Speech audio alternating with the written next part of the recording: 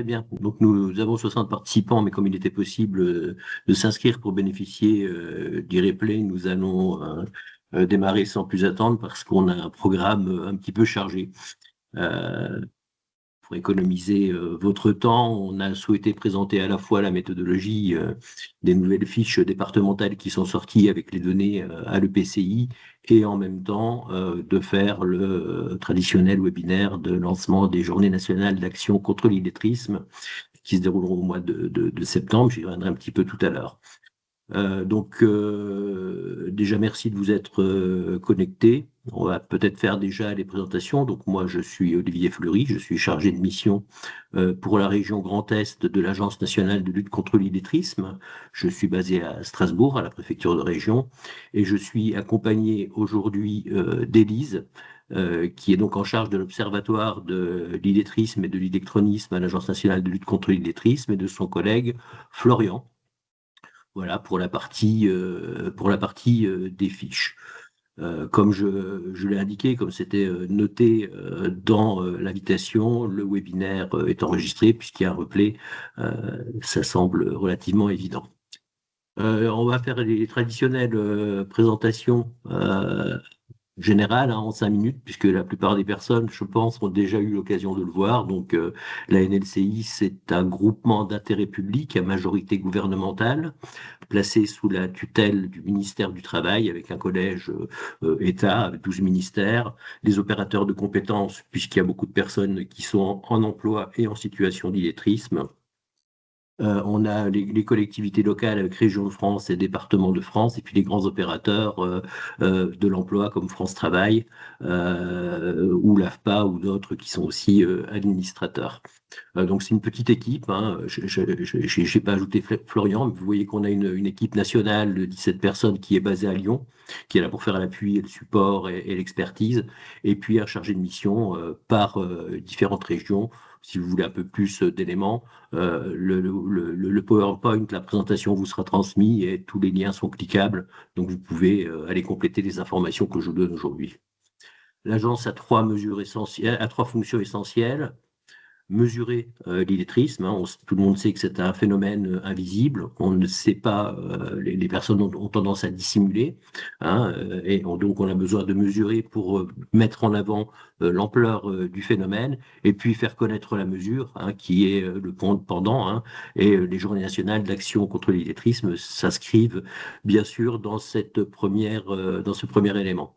L'autre activité, c'est de coordonner les actions et les politiques publiques en territoire, puisqu'on ne résout pas l'illettrisme seul, mais c'est bien dans des coopérations. Et encore une fois, les journées d'action contre l'illettrisme sont une occasion de rencontrer d'autres interlocuteurs et d'envisager de travailler ensemble sur un certain nombre de problématiques. Et puis enfin, développer des outils. On vous en présentera quelques-uns rapidement, mais parmi les outils, il y a notamment la donnée qui vous est transmise. Encore très rapidement, avant de passer la parole à Élise, la définition de l'illettrisme, donc qu'on soit tous bien clairs. L'illettrisme concerne les personnes scolarisées en France ou en langue française, hein, et on considère au moins 5 ans en France ou en langue française pour être considéré comme en situation d'illettrisme et pas en situation d'allophonie. Et la sortie du lettrisme, c'est quand on est autonome dans les actes de la vie courante, hein, avec, là encore, les actes de la vie courante, on n'a pas forcément tous besoin du même niveau pour être autonome dans les actes de la vie courante, et on voit bien les limites. Très rapidement, un petit élément pour se repérer. Hein, là encore, vous y aurez accès. On se pose la question, est-ce que la personne a été scolarisée? Si la réponse est non, alors on est dans une situation d'analphabétisme. Les personnes n'associent pas le son, le signe, le sens, et on va être sur une remédiation particulière. Si elle a été scolarisée, mais dans une autre langue que le français, on est dans une situation d'allophonie, donc c'est les fameux français langue étrangère, hein, les FLE, et là on apprend une nouvelle langue, un nouveau système grammatical, etc. Puis si la personne a été scolarisée, qu'elle ne maîtrise pas les compétences de base, hein, qu'elle a été scolarisée en langue française, alors on est dans une situation d'illettrisme. Rapidement encore, un petit élément pour voir un petit peu ce que ça peut donner. Hein, donc vous avez un degré 1 de la NLCI. Voilà, donc vous pouvez voir là, si vous arrivez à déchiffrer le degré 1, il y aura probablement des erreurs, hein, parce que quand on voit la vraie traduction, ce qu'a voulu dire la personne, c'est pas ce qu'on peut y lire. Le deuxième, on voit que les mots sont coupés un peu n'importe où, qu'il y a peu ou pas de ponctuation, hein. Et puis le degré 3, c'est des personnes qui maîtrisent un petit peu les compétences, mais chez les compétences de base, mais qui ne sont pas encore stabilisées. Et il y a tout intérêt à pouvoir les accompagner pour stabiliser ces différentes connaissances. Voilà pour la petite présentation générique rapide, avant de passer la parole à Élise qui va vous présenter les différentes fiches en plusieurs étapes. Élise, je te laisse te présenter et prendre la parole. Bonjour à tous, merci d'être là. Donc moi, je vais vous parler à la fois de l'état des lieux et ensuite du projet de caractérisation des territoires à risque d'illettrisme. Donc, si on commence par l'état des lieux, ce qui nous permet aujourd'hui de pouvoir quantifier, de mesurer l'illettrisme, c'est l'enquête formation tout au long de la vie. C'est l'enquête dont je vais vous parler, principalement, même si je vais également vous parler de la deuxième source qu'on possède, qui est la journée défense citoyenneté. On peut passer au diapo suivant. Donc, l'enquête formation tout au long de la vie, ce qu'il faut savoir, c'est que c'est une enquête en face à face. C'est des tests qui sont des mises en scène de la vie quotidienne pour savoir comment les personnes se débrouillent par rapport à la littératie et à la numératie. Donc, à partir de cette enquête, ce que l'on voit, c'est qu'il y a plus d'une personne sur 10 qui est en forte difficulté avec les compétences de base. Qu'est-ce que ça veut dire? Ça veut dire que ces personnes, elles ont des difficultés, des fortes difficultés, soit en littératie, soit en numératie, soit les deux. Et ça représente 3,7 millions de personnes. Alors, nos chiffres à nous, par rapport à ce que disait Olivier, on n'a pas malheureusement la variable qui permet de regarder si les personnes, elles ont été scolarisées en français. Donc nous, la seule chose qu'on peut faire, c'est de filtrer sur les personnes qui ont été scolarisées en France. Et là, donc, ce chiffre-là, c'est sur les personnes qui ont été scolarisées en France. Donc, finalement, il y a 4% d'adultes qui sont en situation d'illettrisme, illettrisme étant entendu ici comme en forte difficulté en littératie. Ça représente 1,5 million de personnes. Et il y a 9% des adultes qui sont en situation d'innumérisme, innumérisme étant entendu ici comme en forte difficulté avec les compétences en numératie. Voilà. Alors après, si on regarde un peu le profil de ces 1 sur 10 qui sont en forte difficulté avec les compétences de base, on voit qu'il y a plus d'une personne sur deux qui a plus de 45 ans. Mais finalement, ce qu'on voit surtout, c'est que tous les âges sont concernés, qu'il y a des personnes touchées à tous les âges, qu'il y a aussi des jeunes. Si on regarde spécifiquement sur les jeunes, donc là, c'est des données de 2024 sur les journées défense citoyenneté. Donc, c'est la seule diapo dans l'état des lieux qui est un peu différent.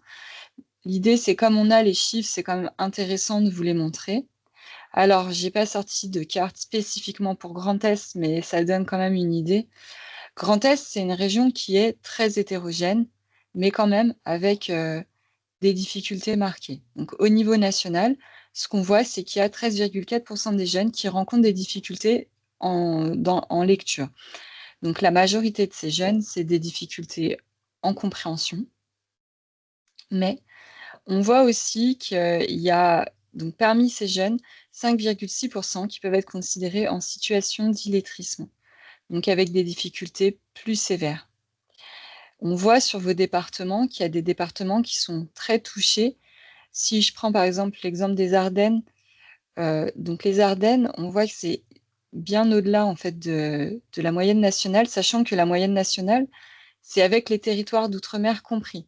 Donc les territoires d'outre-mer, ils tirent vraiment vers le haut les données. Donc du coup, voilà, c'est pour montrer qu'il y a certains de vos territoires qui sont très concernés.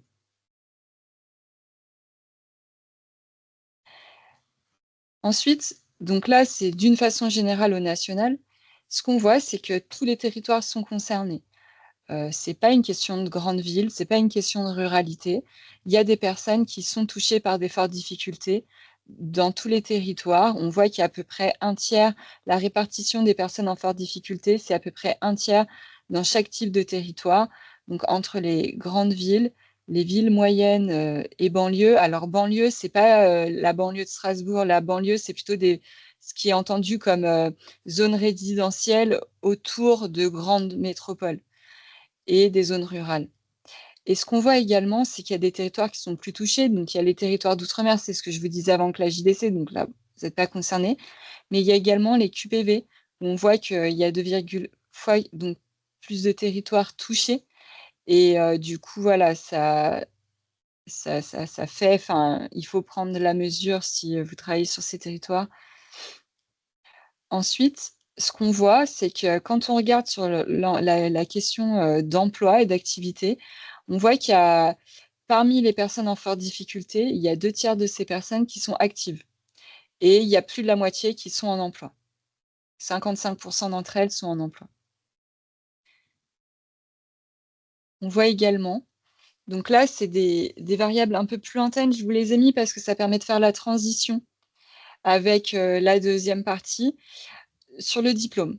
Donc le diplôme, aujourd'hui, on sait que c'est le premier déterminant du fait d'être en forte difficulté ou pas. Ce que je ne vous ai pas dit, c'est que là, on est sur des chiffres, des grands messages, mais ce qu'on voit, c'est que globalement, il y a une multitude de profils, en fait, parmi les personnes qui sont en forte difficulté. Et ce qui fait que c'est quand même difficile de faire rentrer les personnes dans des catégories, les grands messages. C'est à grosse maille, mais ça n'empêche qu'il y a des situations très variées. En tout cas, si on fait des modèles plus statistiques pour voir un peu, toutes choses égales par ailleurs, quels sont les premiers déterminants, ce qu'on voit, c'est que c'est le diplôme qui explique le plus la probabilité, enfin, qui explique le mieux le fait d'être en difficulté avec les compétences de base. Donc, finalement, parmi les personnes qui n'ont pas de diplôme, on voit qu'il y en a plus d'un tiers qui sont en forte difficulté avec les compétences de base. On voit que ça concerne 1 personne sur 8 parmi les personnes qui ont un diplôme inférieur au bac. Voilà. Ensuite, ce qu'on voit, donc le graphique du milieu avec le texte du milieu, ça concerne les revenus. On voit que plus le revenu et plus les personnes vivent dans un ménage avec un revenu important et plus la probabilité d'être en forte difficulté avec les compétences de base est faible. Et à l'inverse, dans les revenus les plus, parmi les personnes qui vivent dans les ménages les plus modestes, donc dans les 20% les plus modestes, on voit qu'il y en a presque 1/4 qui sont en forte difficulté. Donc on voit qu'il y a une forte corrélation. On ne peut pas, nous, aller plus loin en tant que statisticien parce qu'on ne sait pas si c'est la cause ou la conséquence. Sûrement que c'est un peu des deux. Donc voilà, souvent, ce n'est pas des indicateurs qu'on met en avant, même si c'est des indicateurs. On voit bien qu'il y a une corrélation. De la même manière, on voit qu'il y a 1/4 des personnes qui vivent dans un foyer bénéficiant du RSA. C'est 2 graphiques qui vont ensemble, mais voilà, on n'en dit rien de plus. Donc, si vous voulez plus d'informations sur ces données-là, sur l'état des lieux, donc il y a 3 publications qui sont sorties, mais pas sur les mêmes angles. Vous avez un INSEE Première qui est sorti en avril 2024, qui est axé plus sur les difficultés langagières, même s'il parle de difficultés en numératie, il ne croise pas les deux. Ensuite, il y a eu aussi une étude de l'Observatoire national de la politique de la ville. Donc là, c'est vraiment sur les personnes en QPV. C'est aussi axé sur les difficultés langagières. Et puis, vous avez le dossier donc, de l'Observatoire de la NLCI, donc sorti en septembre 2024. Donc là, c'est plutôt une photographie. Et nous, notre axe, c'est plutôt les personnes qui ont des fortes difficultés avec les compétences de base. Voilà. En tout cas, c'est complémentaire et vous pouvez tout aller voir, c'est intéressant. Vous pouvez piocher des informations. Vous signalez aussi que sur la partie plutôt emploi, donc là, je ne l'ai pas noté, mais sur la partie plutôt emploi, vous avez un INSEE Première qui est sorti en octobre, je crois, 2025, en tout cas à l'automne 2025, et qui va traiter parmi les personnes qui ont des faibles compétences, de leur insertion. Voilà, donc vous pouvez aller voir des formations. Enfin, je voulais vous parler de ce dossier, donc ça concerne les jeunes. Donc c'est un dossier qui est sorti dans le cadre du lancement des JNAI, donc en septembre 2025. Et voilà, avec à la fois, donc c'est des parties thématiques, et à la fois, en fait, donc des parties quantitatives qui reprennent des traitements à partir de FLV, mais qui vont aussi compiler des données d'autres organismes et avec des zooms, avec des témoignages sur les gènes. Voilà. Donc ensuite, donc ça c'était pour finir l'état des lieux. Je ne sais pas si à ce stade on prend les questions à la fin ou si à ce stade on peut prendre des questions. Je ne sais pas comment tu veux procéder, Olivier. Peut-être attendre la fin quand on sera allé sur les EPCI. Ok, ça marche. Donc le projet de caractérisation des territoires, ça répond au fait que sur beaucoup de territoires, à part dans les Outre-mer, l'enquête nationale permet d'avoir un message national, celui que je viens de vous donner, mais pas d'aller plus finement sur les territoires. Et très souvent, depuis que l'Observatoire est créé, très régulièrement, et on n'est pas les seuls, enfin, je parle de l'Observatoire, Olivier en région Grand Est, les autres collègues sur leurs autres régions, mais également les collègues du national, avaient des questions sur oui, mais sur mon territoire, qu'est-ce qui se passe sur mon territoire? Et les enquêtes ne permettaient pas de le faire puisqu'il faut des échantillons énormes en fait pour descendre finement, ce qui coûte très cher et qui n'était pas envisageable. Donc rapidement, ce qu'on s'est aperçu aussi, c'est que même des enquêtes locales n'auraient pas suffi parce que l'idée c'était d'aller jusqu'à l'EPCI et on ne peut pas en fait enquêter jusqu'à des échantillons EPCI. Donc finalement, il y a eu un projet pilote qui a été lancé à partir de cet état des lieux en Hauts-de-France, qui avait pour projet d'arriver à trouver une méthode alternative pour essayer d'avoir non pas cette fois des mesures précises de l'illettrisme, mais bien des facteurs de risque sur les territoires qui puissent se cumuler et qui puissent permettre de regarder de comparer, j'allais dire comparer, c'est pas le bon terme, mais d'analyser les territoires les uns en regard des autres et de pouvoir cibler des actions. Donc ce projet, il a débuté fin 2023 et donc toute l'année 2024 a été mise au profit de ce projet et enfin avec une sortie des premiers résultats en mars 2025.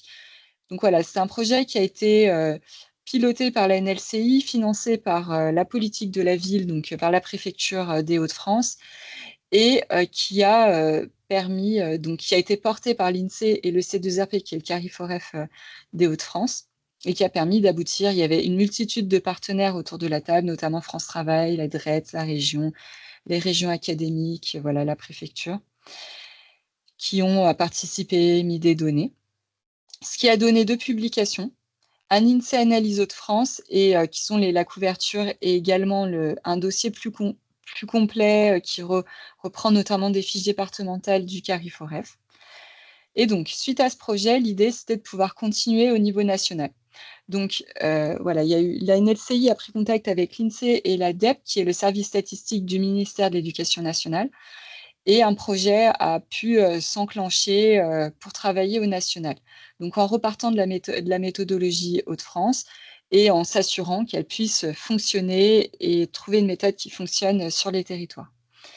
Donc voilà, ça a été donc un projet en partenariat avec côté INSEE la production de diaporamas, j'allais dire internes aux 3 structures, qui permettent aujourd'hui de faire, donc on y reviendra à la fin, des présentations dans le cadre des présentations dans le cadre de demandes des partenaires sur des moments, des temps forts. Et ça a permis de déterminer des fragilités à partir de l'enquête FLV. Donc comment ça s'est passé?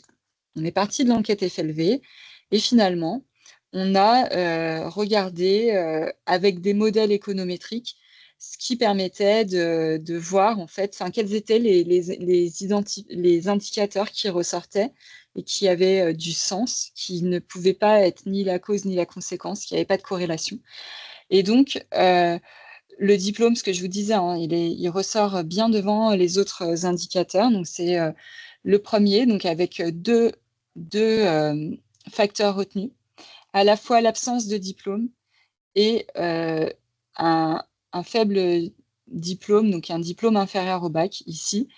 Donc, ces 2 indicateurs, vous verrez, l'absence de diplôme, il est mis un peu il est superposé différemment pour faire ressortir les territoires où il y a une part importante de personnes pas diplômées.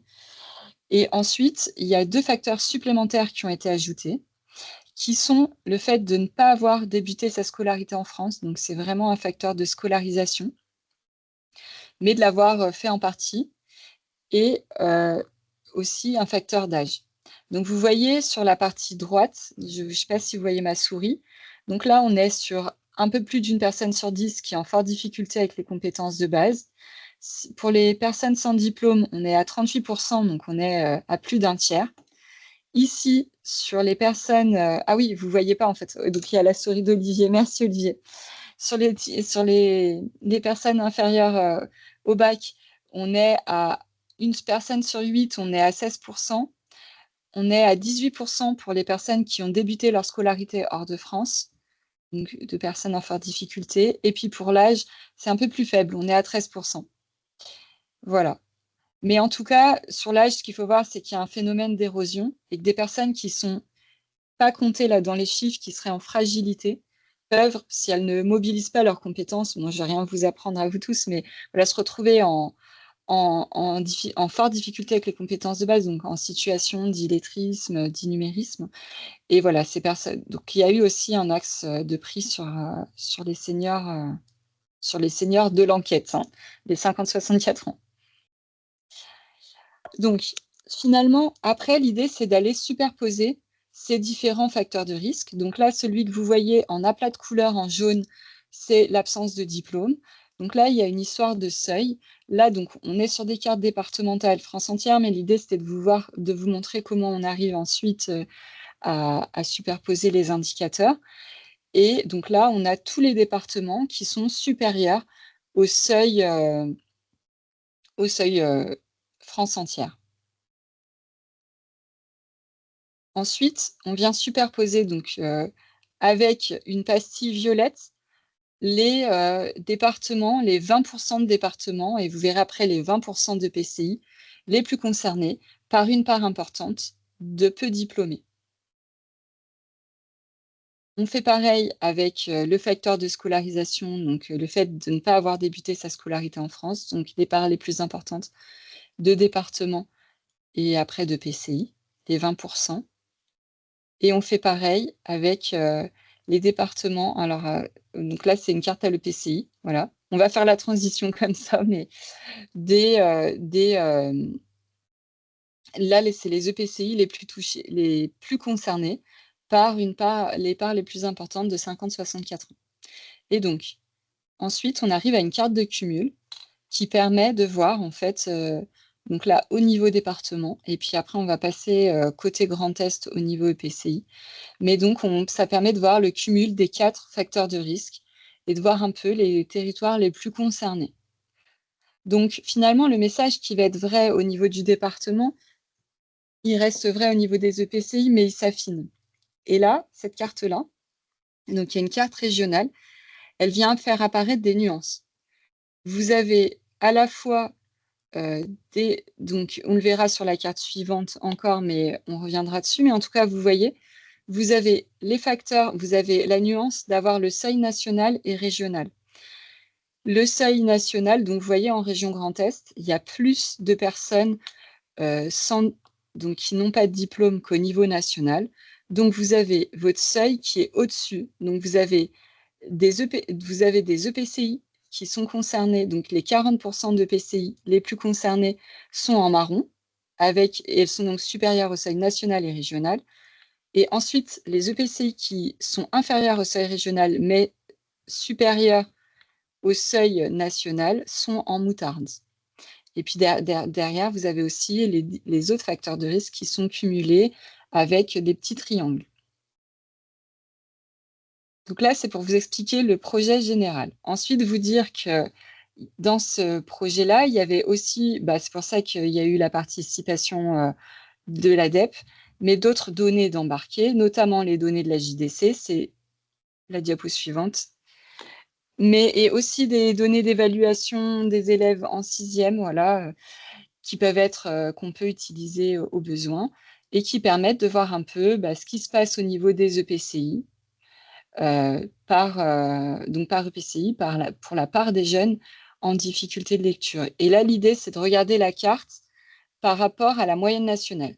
Donc, tous les EPCI qui sont en dessous de la moyenne nationale sont de couleur neutre, donc en espèce de jaune clair, et toutes les EPCI qui sont supérieures à la moyenne nationale sont dans un vert qui va être dégradé, sachant qu'il y a 6 classes, vous voyez, ça fait beaucoup.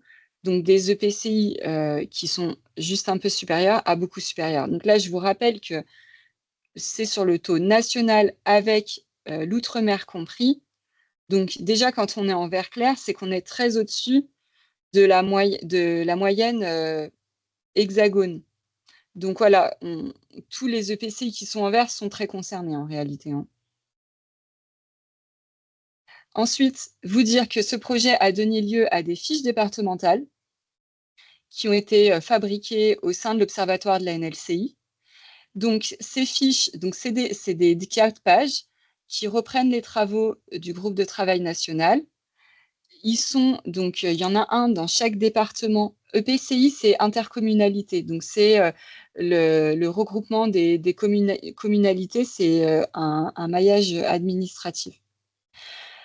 Donc, c'est tous les départements sauf Mayotte, parce que Mayotte avait des données trop anciennes du recensement de la population et du coup bénéficiera quand il y aura de nouvelles données. Donc, c'est une méthode qui a été adaptée pour les territoires d'outre-mer, parce qu'on ne pouvait pas utiliser exactement la même méthode, et qui a été mise en ligne sur le site de l'ANLCI. Donc là, vous pouvez les trouver. On pourra vous mettre, je vous mettrai après, quand ce sera le moment des échanges, le lien pour y accéder dans le fil des commentaires. Donc, comment elles se décomposent, ces fiches?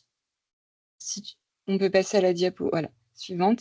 Donc là, c'est l'exemple du Cantal, mais ça marche en gros. Pour la première page, vous avez à la fois un édito, mais vous avez surtout une fiche d'identité qui permet de comparer le département avec la région et la France hexagonale pour voir comment il se situe, aussi bien par rapport aux indicateurs phares qui sont la part de peu ou pas diplômés, donc voilà, en volume aussi, la part de la JDC, des jeunes en difficulté à la JDC, et puis des indicateurs de contexte, voilà, qui sont plutôt des indicateurs pour arriver à... Donc, il y a le taux de chômage, il y a le taux de pauvreté. Ensuite, donc sur la deuxième page, vous avez, voilà, en haut, le rappel des facteurs de risque qui vous permettent de prendre en main ces données qui sont complexes hein, au premier abord. Et c'est normal que vous les trouviez complexes. Voilà, même nous, pour rien vous cacher, les statisticiens, tous les statisticiens qui prennent en main ces projets-là trouvent ça aussi complexe au début. Hein, donc, il faut pas se dire waouh, je comprends rien. Il faut se laisser du temps pour prendre en main ces données et après ne pas hésiter à nous recontacter si vous avez des questions. Derrière, il y a une carte. Donc, dessous, il y a une carte qui permet de voir un peu ce qui se passe donc, sur vos intercommunalités au sein du département, avec la légende et dessous une note de lecture qui permet sur un territoire de voir comment on peut le lire. Et puis, pages 3 et 4, vous avez en page 3 les enjeux qui ont été rédigés par Olivier, donc avec l'aide de l'Observatoire. Et puis, un tableau dessous, un tableau à l'EPCI qui permet de comparer les EPCI entre elles sur un certain nombre de facteurs. Donc, vous avez un premier bloc qui sont les facteurs de risque. Vous avez un deuxième bloc qui est JDC. Et puis, un troisième bloc, c'est parmi les peu ou pas diplômés, finalement, est-ce que ça concerne des NEET? Est-ce que ça concerne des personnes en emploi? Est-ce que ça concerne des demandeurs d'emploi? Et l'idée, là, c'est qu'on va comparer vos EPCI avec les autres EPCI de votre région. Donc, quand elles sont en rouge, ça veut dire qu'elles sont parmi les EPCI les plus concernés de votre région. Quand elles sont en jaune, ça veut dire que c'est intermédiaire. Et puis en vert, ça veut dire qu'elles font parmi les moins concernés de votre région. Voilà. Et puis pour finir, donc voilà, vous dire qu'il y a des cartes. Donc là, l'idée, c'était un peu de zoomer. Donc là, j'ai pris les Ardennes. Voilà, comme ça fait partie de votre région. Et donc là, ça permet de voir un peu ce qui se passe au sein des Ardennes sur les différentes EPCI. Donc là, ce qu'on peut dire hein, globalement, hein, quand on voit la carte, c'est que tous les EPCI sont concernés. On voit que tous les EPCI sont concernés par le fait qu'il y a une part importante de personnes pas diplômés, donc non diplômés, avec quand même des nuances, certaines qui sont au-dessus du seuil régional et d'autres en dessous, mais toutes au-dessus du seuil national. Et vous voyez qu'après, il y a également des EPCI qui vont cumuler 2 ou 3 facteurs de risque, voilà. Mais pas les mêmes. Mais en réalité, beaucoup cumulent aussi parmi les plus touchés par une part importante de pas diplômés, une part importante de peu diplômés. Et donc là, voilà, on peut dire que le territoire est très concerné. Alors, il y a une question dans le fil. Est-ce qu'il s'agit de corrélation, de causalité? Là, l'idée, c'est qu'on a été vraiment chercher des déterminants. Donc, c'est vraiment des facteurs de risque.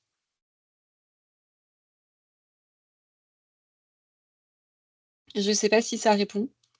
Voilà, donc là, il y a le lien dans le diapo. Et l'idée, c'est qu'il y a une page Internet dédiée sur le site de la NLCI. Ça permet à la fois de faire connaître le projet, d'accéder aux fiches, et puis vous dire également ce que je vous disais, hein, qu'il y a des diaporamas qui sont à disposition et qu'il y a des présentations possibles dans des instances, si vous avez besoin. Et dans ce cas-là, il faut se rapprocher d'Olivier. Voilà, je ne sais pas maintenant s'il y a des Merci questions. Élise. On va peut-être prendre un petit moment pour voir s'il y a des questions sur la présentation. Est-ce que ça vous paraît accessible? Est-ce que ça vous informe? Est-ce qu'il y a des éléments de doute sur la lecture? Ou est-ce que les micros sont ouverts, hein? On est en format réunion, donc n'hésitez pas à prendre la parole si vous avez une question ou dans le fil de conversation.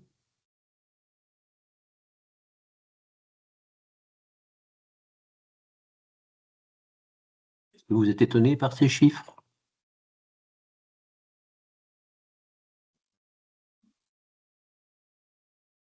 Alors, je veux bien prendre la parole. Bonjour, c'est Catherine Robichon de France Travail de Saint-Dizier.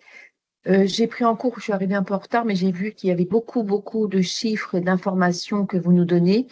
Et c'est vrai que ça m'interpelle par rapport à ce que je viens de voir et d'entendre. Et je me dis comment utiliser tout cela pour que ça soit cohérent aussi quand on va intervenir. Donc, merci à vous pour cette présentation.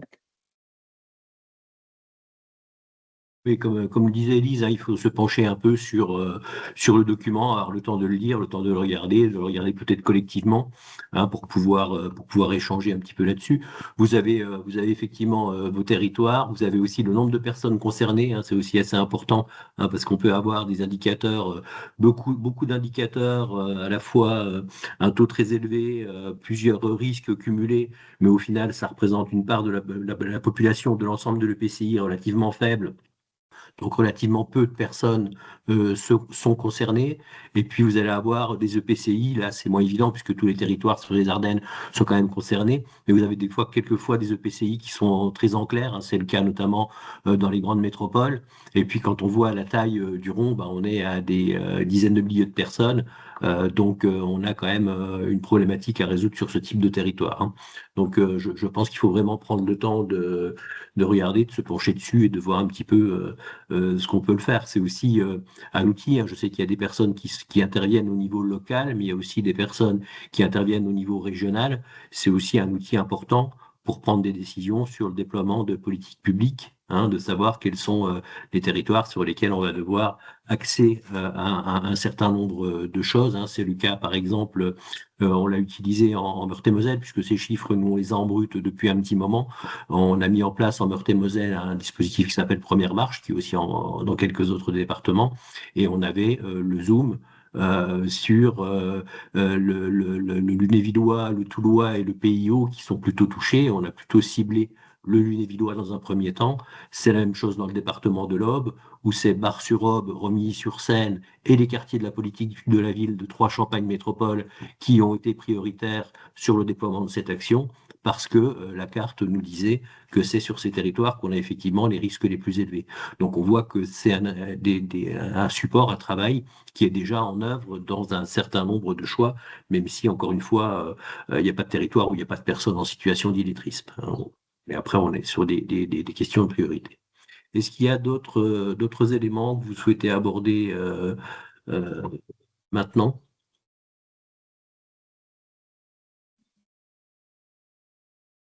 Non, bon, il est moins 20. On va peut-être parler un petit peu des Journées nationales d'action contre l'illettrisme.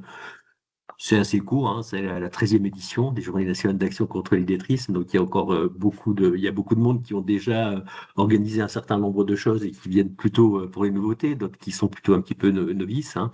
Donc, on a eu en 2013, en 2013, oui, oui, c'est quand on va comme ça, c'est 2013. La lutte contre l'illettrisme a été décrétée grande cause nationale et on s'est aperçu que le fait d'avoir un zoom comme ça pendant une année sur la problématique de l'illettrisme donnait de la visibilité et comme je le disais en introduction, le problème, un des problèmes majeurs de l'illettrisme, c'est le fait qu'on ne le voit pas.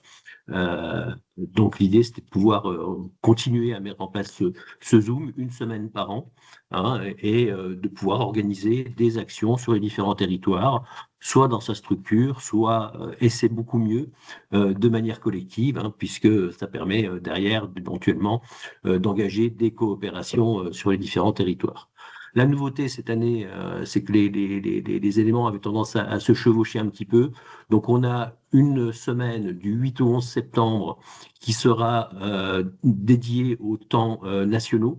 Hein, on va avoir des événements nationaux, le webinaire de lancement national, un certain nombre de colloques, d'activités de ce type pendant la semaine du 8 au 11 septembre. Et puis, en région, on l'a mis en place du 14 septembre au 2 octobre, donc on voit que la période est un peu plus longue. En général, c'était plutôt une dizaine de jours. Là, on est sur une période de 2 semaines. Et puis, on s'est éloigné un petit peu de la rentrée, hein, de manière à ce que vous ne soyez pas dans les grandes activités de la rentrée pour être un peu plus disponible pour ce type d'événement.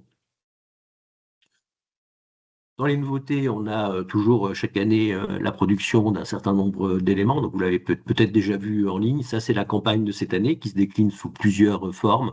10% concernés, 100% mobilisés, qui est un petit peu le mot d'ordre de la campagne de cette année, hein. Voilà, avec des hashtags, hein. Je ne suis pas un grand utilisateur, hein, mais pour faire repérer les actions quand vous faites de la publication sur les réseaux sociaux, puisque la communication passe beaucoup par ce support, vous pouvez utiliser ces hashtags pour donner de la visibilité aux différentes actions que vous mettez en place. Voilà. Donc, on a aussi mis en place, en dehors des hashtags, on a aussi ces QR codes qui permettent aussi là de ramener vers un certain nombre d'activités, notamment vers le site Illettrisme Journée, hein, qui permet de voir quelles sont les actions qui se déroulent sur votre territoire, qui sont déclinées en stickers. Donc, vous pouvez les coller, alors, pas sur les poteaux dans la rue, il faut pas, c'est pas beau, mais ça permet de mobiliser un petit peu un certain nombre d'actions, hein. Vous pouvez le mettre pendant 2 semaines jusqu'au mois de septembre au dos de votre ordinateur pour se faire de la sensibilisation quand vous êtes en réunion. Alors, la campagne, elle se fait en 3 temps, hein. L'idée, c'est de pouvoir animer et d'élargir la communauté des personnes qui sont mobilisées sur la problématique de l'illettrisme, hein, de pouvoir rassembler des personnes qui veulent bien être porteurs dans votre environnement et avec vous de cet élément, de faire de l'information et enfin d'agir au travers d'une action que vous allez pouvoir imaginer. Je vous donnerai 2, 3 éléments par la suite, hein. Ça peut être multiforme, ça peut être dans plein de domaines, hein, et même si on a chaque année des priorités qui sont affichées, toutes les actions sont les bienvenues. Donc là, vous avez le résumé de l'ensemble des éléments, hein, et les choses dont vous disposez, donc les chiffres clés, l'infographie, donc promouvoir les supports, promouvoir les fiches départementales avec les données par EPCI, hein, puisque cette année, vous disposez de ces données pour pouvoir mobiliser votre environnement et le sensibiliser. Et puis, vous allez pouvoir vous appuyer sur tout un ensemble d'outils, hein. On dispose de petites vidéos qu'on a mis en place l'an dernier au travers d'un petit concours, hein, un petit challenge. On a des jeunes qui parlent aux jeunes, donc c'est quand même assez mobilisateur dans ces éléments-là. Et puis à chaque fois que vous demandez une labellisation, c'est moi qui la valide, hein, qui reçoit un mail et qui les valide. Il y a très peu d'actions qui ne sont pas validées. Vous allez recevoir un ensemble de supports, des affiches, des stickers et un certain nombre de supports qui vont pouvoir vous permettre d'afficher ces éléments et les éléments de la campagne. La labellisation, c'est extrêmement simple, hein. Vous allez sur le site, vous aurez le lien juste un petit peu après. Vous allez sur le site, vous allez faire un descriptif de votre structure, donc le nom de la structure, l'adresse, qui est l'interlocuteur, éventuellement le lien Internet si vous voulez vous donner de la visibilité. Vous allez indiquer qui est l'interlocuteur, le responsable de cette action dans votre structure. Et puis, vous allez lui donner un beau titre qui va permettre aux personnes d'être attirées par cette activité et faire une description en 5, 10, 20 lignes selon l'importance de l'activité que vous pouvez faire. Et puis la demande de labellisation s'arrête à ça, hein. Derrière, c'est moi, je vous dis, on le valide en général en très peu de temps et vous recevrez dans un délai relativement court les supports, les outils qui puissent le faire. Donc là, vous avez l'accès au site d'accueil, hein, vous cliquez ici, et puis ici, quand vous arrivez sur cette page, vous allez soit pouvoir regarder quel est le programme, qui, dans votre environnement immédiat, est organisateur d'événements, hein, et vous pouvez proposer des coopérations ou vous rendre sur ces événements. Il y a souvent des événements qui sont ouverts au public et qui peuvent vous concerner au-delà de votre activité directement. Soit promouvoir l'activité que vous avez dans votre espace. Parmi les outils, on avait déjà l'an dernier, ma collègue Véronique Julier vous l'avait présenté, il y a un jeu de cartes. Alors c'est un jeu de cartes qui est plutôt destiné à faire un travail en équipe et que vous pouvez organiser et demander la labellisation de ce temps de sensibilisation en interne, hein, puisque les actions peuvent être réalisées soit vers le grand public, soit en interne à votre propre structure. Et ce jeu de cartes va pouvoir vous permettre, en fonction du nombre de cartes que vous choisissez, soit de faire une sensibilisation courte, hein, en une demi-heure, 3/4 d'heure, soit d'aller très loin en gardant toutes les cartes. Et en faisant ce jeu, donc vous avez des questions, des petits groupes qui doivent construire une réponse entre eux, et puis bien sûr un petit livret qui apporte les solutions. Donc, ce jeu de cartes, quand vous faites une demande de labellisation, vous avez une petite case à cocher. Je souhaite recevoir le jeu de cartes, en parler pour avancer. Et quand vous cochez cette carte, vous recevez ce jeu, y compris si ce n'est pas l'objet central de votre activité, vous pouvez le prendre.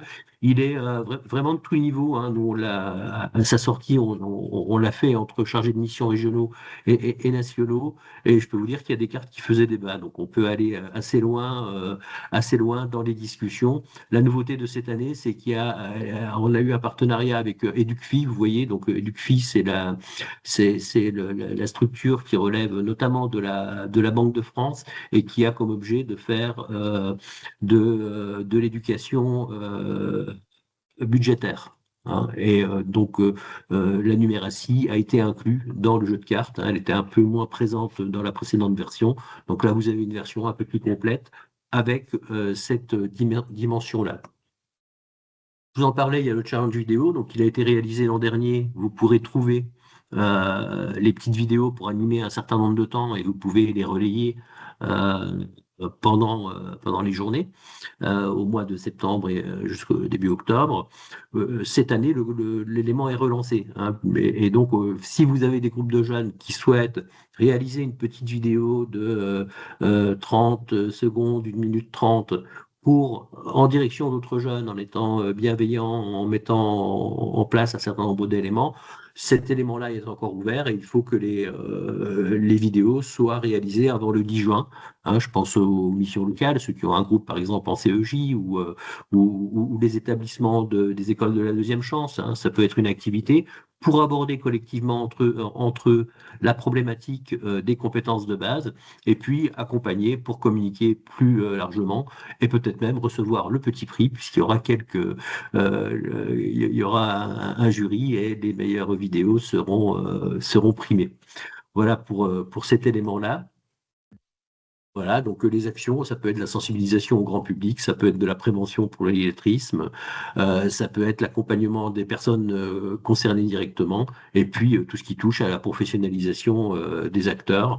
Hein, j'ai remis le lien pour être vraiment sûr que tout le monde pourra déployer ces éléments-là. Voilà.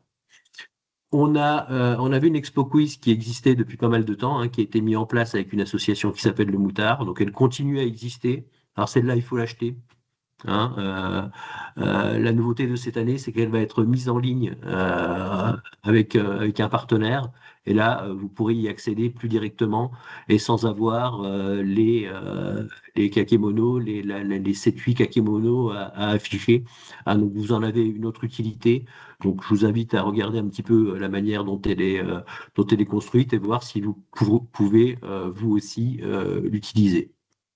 Là, on revient sur le jeu de cartes. Donc, j'ai mis 2 fois la même diapositive avec un peu plus de description. Je tiens vraiment à ce que vous ayez un temps de jeu cette année, visiblement.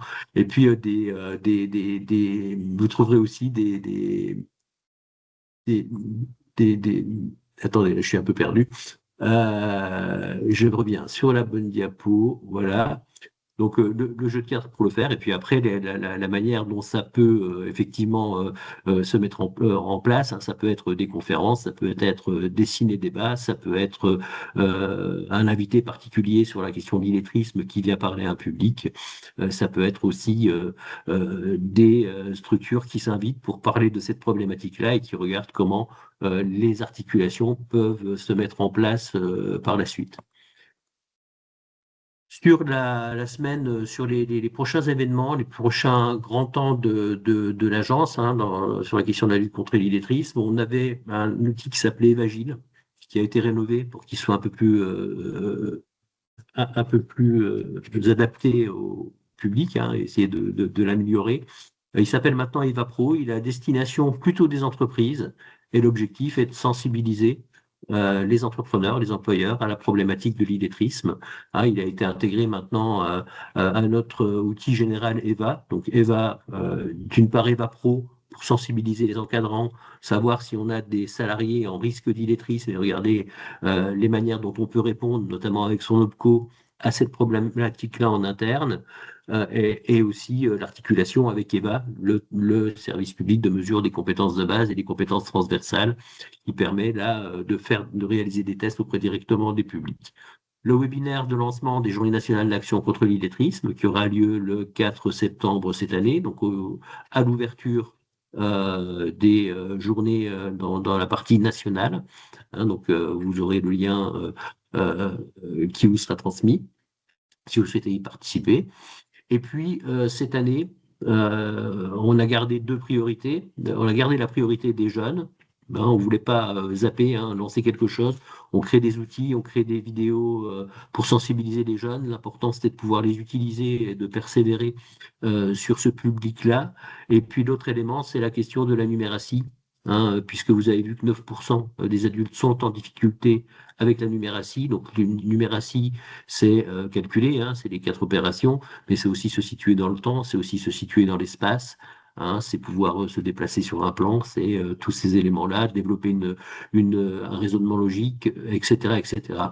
Et pour pouvoir avancer, pour pouvoir faire un lancement, on a déjà été associé à un projet européen qui nous a permis de relayer avec un partenaire des outils pour lutter contre les difficultés dans le domaine de la numératie auprès des différents publics. Et là, on aura un colloque pour pouvoir poser, qu'on organise avec EducFi, donc la Banque de France, pour pouvoir poser un certain nombre de choses et puis faire en sorte que on puisse renforcer cet aspect-là de la lutte contre l'illettrisme et l'innumérisme.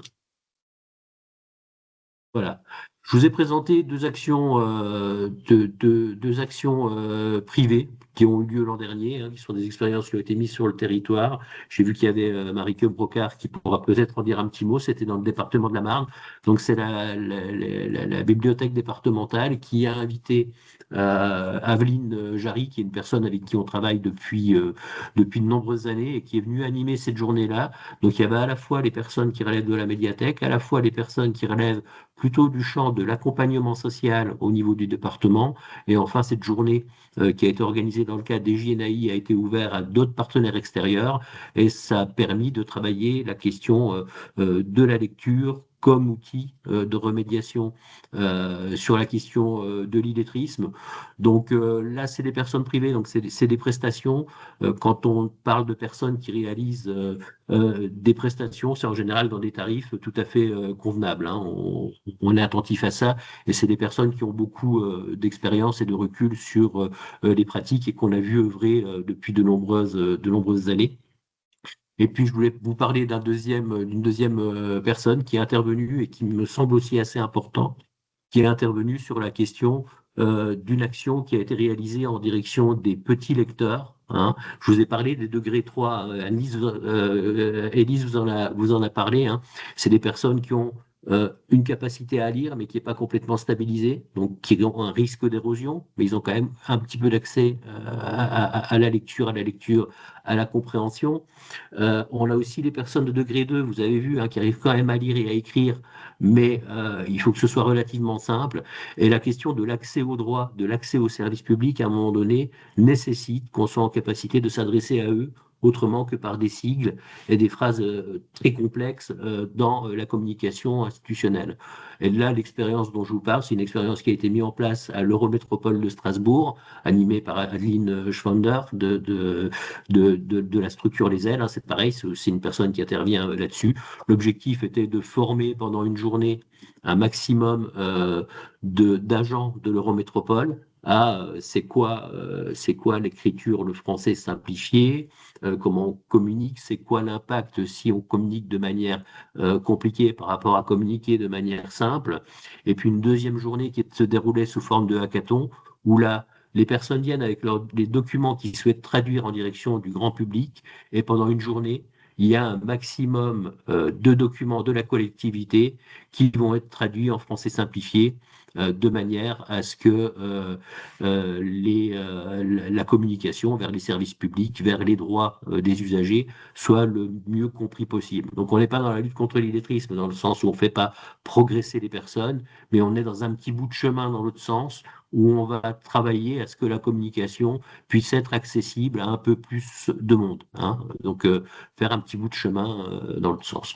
Voilà pour la présentation qu'on pouvait vous faire aujourd'hui. On va prendre un peu de temps pour quelques questions-réponses si vous le jugez utile.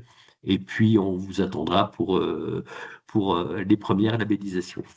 Avant que les premières questions soient posées, dans le fil de discussion, il y avait est-ce que le diapo sera envoyé? Oui. Le diaporama sera envoyé à tout le monde avec le lien vers le replay pour le transférer à des collègues et pour le diffuser aussi sur les réseaux, hein, sur LinkedIn, hein. Une autre question, c'est est-ce que ça peut être les EPA étrangers primo-arrivants? Donc c'était quand tu étais vraiment en train de présenter les différentes actions pour les JNAI, il me semble que la question est arrivée. Non, il faut que ça arrête de l'illettrisme. Pour deux raisons, hein. C'est que la remédiation et les stratégies d'accompagnement des personnes, elle n'est pas pareille. C'est pas la même approche, c'est pas la même pédagogie, c'est pas les mêmes enjeux en termes cognitifs auprès des publics. Et puis l'autre élément, c'est qu'on se bat pour qu'il n'y ait pas de confusion, hein, justement pour que ce soit les bonnes formations qui soient abordées aux mêmes personnes. Et donc, on ne va pas aller sur le domaine des personnes allophones. Il y a des actions, mais les aborder en même temps, ça apporte de la confusion. C'était toutes les questions du fil, sauf si j'en ai oublié, mais après, du coup, je laisse tout le monde poser des questions si besoin. Est-ce que vous avez des questions, des remarques?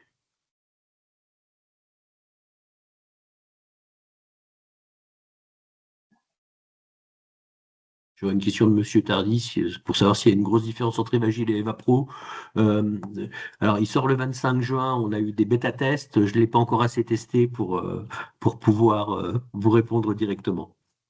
Mais on aura des temps de présentation, hein, d'EvaPro quand il sortira. Et on pourra le regarder collectivement.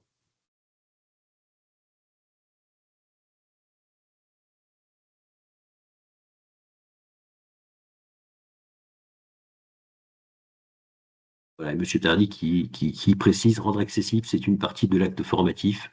Hein, donc effectivement, la question d'écrire plus simplement fait partie effectivement de la démarche. Merci.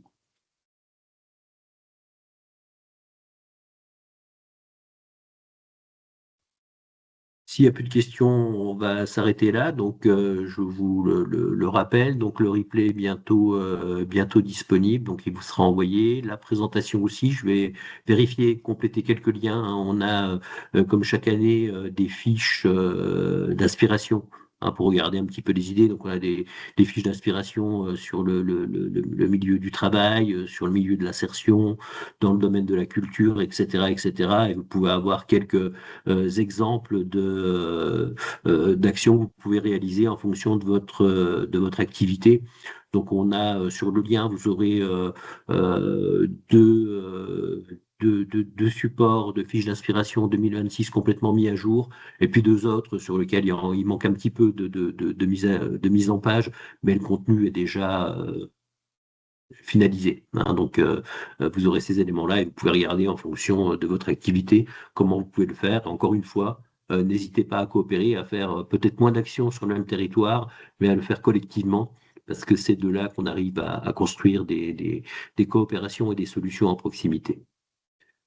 Voilà, je vous remercie pour le temps que vous avez consacré à cet échange.